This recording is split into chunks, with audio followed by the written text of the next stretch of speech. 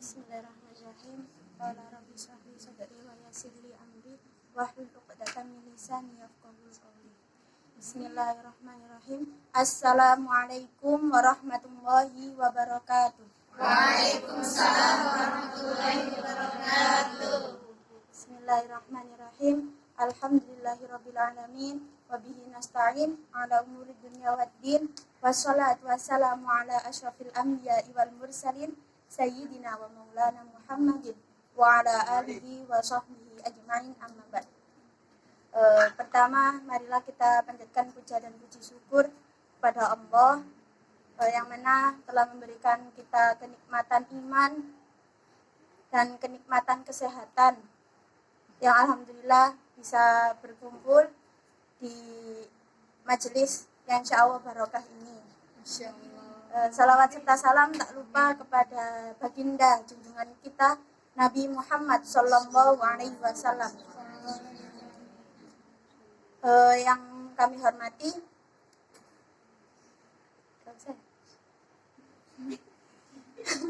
Mbak Santri, Mbak Santriwati semester 5, semester 3 dan semester 1 yang kami cintai. Pada kultum kali ini saya berbeda ini daripada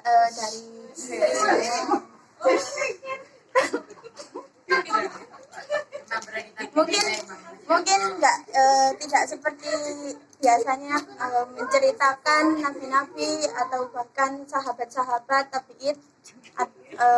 tabiat atau ulama.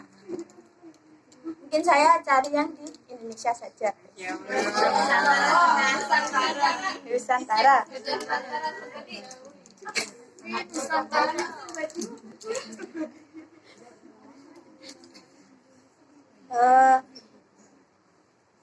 Seorang waliullah di Jawa yang bernama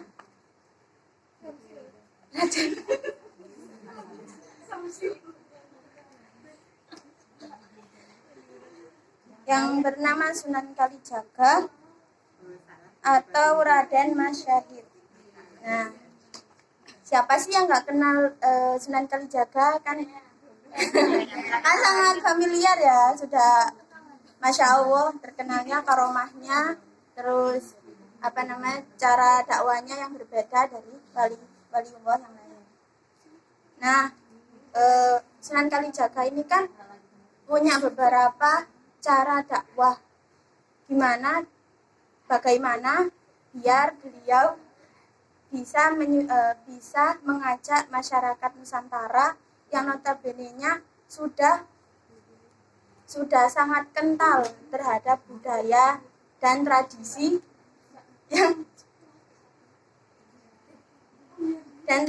yang sudah dianut mulai zaman nenek moyangnya dulu.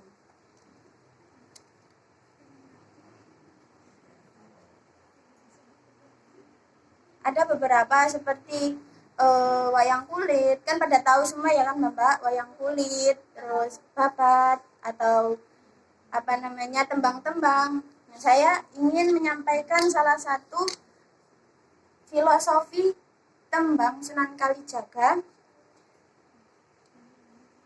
yang berjudul Sluku-Sluku Batok. Mungkin kalau orang Jawa ya biasanya tuh ini buat nyanyian, buat dolanan gitu kan ya, buat nyanyian buat pengiring lagu mainan gitu kan.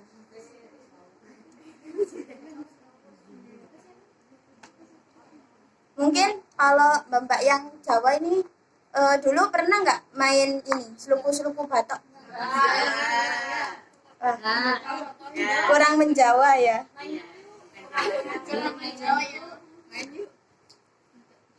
Kalimatnya itu masa nyanyi. Jangan diketawain ya tapi. Ketawain lah. Sakit.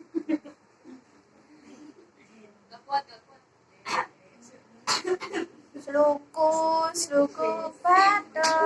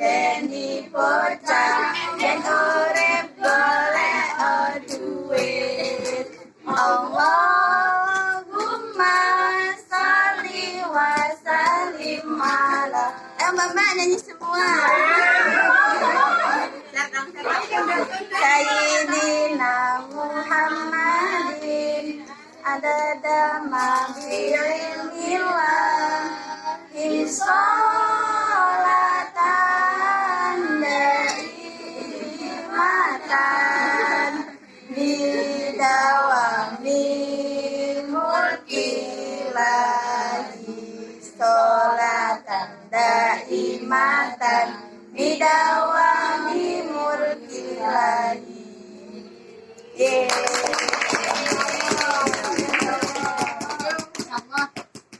Nah, filosofi dari tembang yang tadi kita nyanyikan itu, jadi itu tuh gubahan dari bahasa Arab. Namanya orang Jawa yang susah ya, susah ngomong bahasa Arab dengan fasih. Jadi Sunan Kalijaga itu berpikir bagaimana caranya orang Jawa itu bisa menerima dengan mudah dan bisa melafalkannya dengan gampang. Nah, filosofinya itu Sluku-sluku batok itu digubah dari kata-kata huslu batnaka, atau ada yang artinya mandikanlah batinmu. Maksudnya adalah harus membersihkan hati atau jiwa terlebih dahulu sebelum membersihkan badan atau raga. Terus ada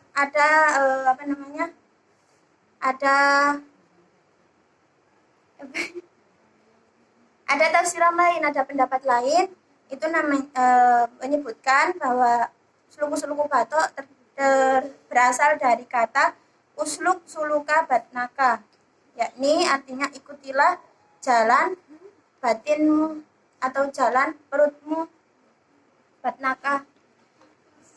Manusia diperintahkan untuk mengambil jalan seperti perut yang telah terisi makanan.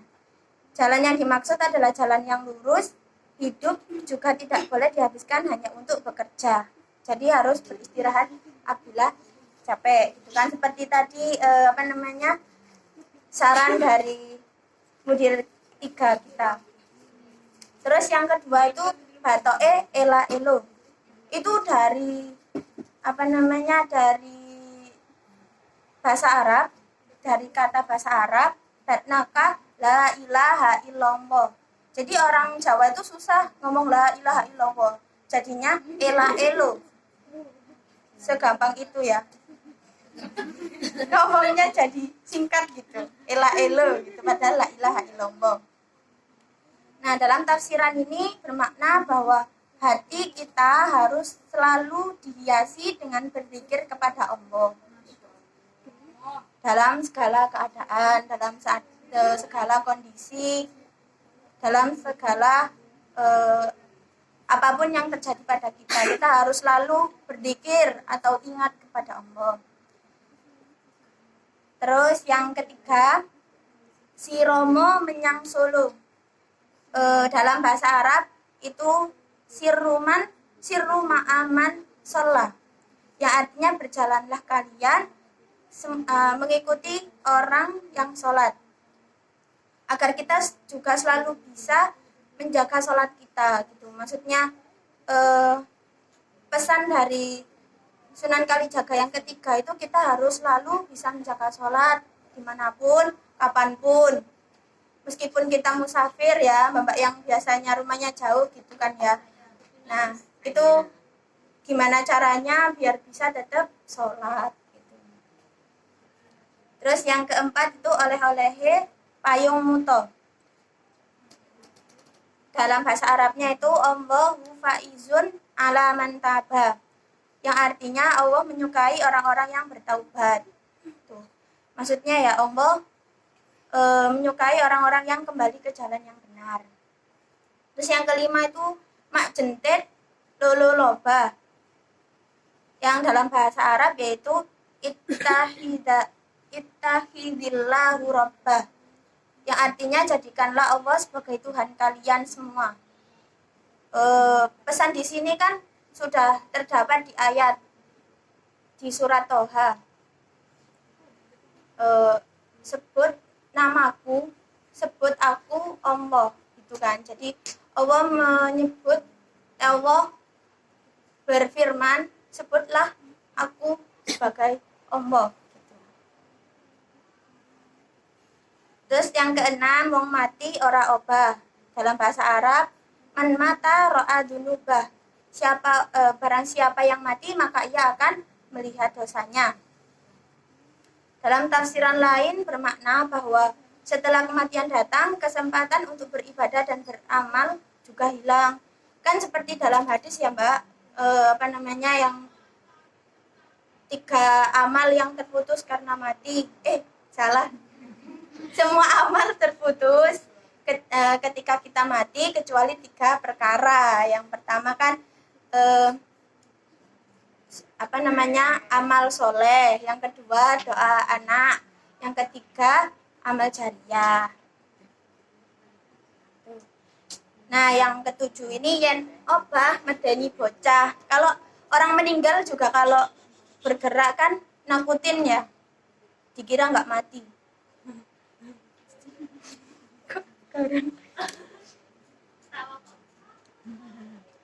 Dunuba danin yagilu yada.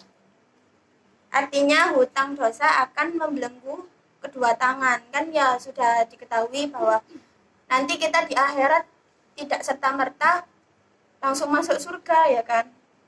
Semua dosa akan diperhitungkan. Nah, itu yang dimaksud sama Sunan Kalijaga membelenggu tangan. Nah, yang ke-8 ini yen urip golek duit. Dalam bahasa Arab yaitu roti bil qalbi bil qauli asabit. Yang artinya jagalah hatimu dengan ucapan yang tadi telah disebutkan. Maksudnya kembali ke yang awal, yang nomor 2, yaitu lafaz la ilaha illallah.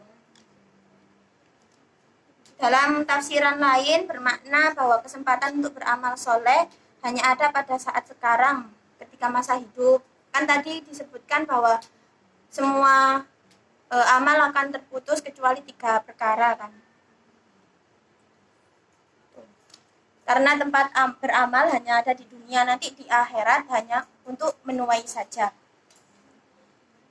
Nah, berdasarkan makna tembang suku-suku Batok yang telah diuraikan di atas, maka kita dapat mengetahui bahwa Islam itu mudah, Islam itu fleksibel, Islam itu bisa diterima di seluruh golongan kalangan masyarakat gitu kan. Nah, salah satunya Sunan Kalijaga berhasil mengajak Islam orang-orang Jawa, khususnya Jawa Tengah ya. Karena kan beliau berdakwah di Jawa Tengah, di Kadilangu, Demak, dan beberapa daerah lainnya. Intinya kalau kita berdakwah dengan cara yang menyesuaikan, itu lebih bisa diterima gitu. Lebih bisa diterima, lebih lebih mengena gitu. Nah, mungkin hanya ini yang bisa saya sampaikan. Kurang lebihnya mohon maaf. Itafaitu bihada afan min hihaan hada. Assalamualaikum warahmatullahi wabarakatuh.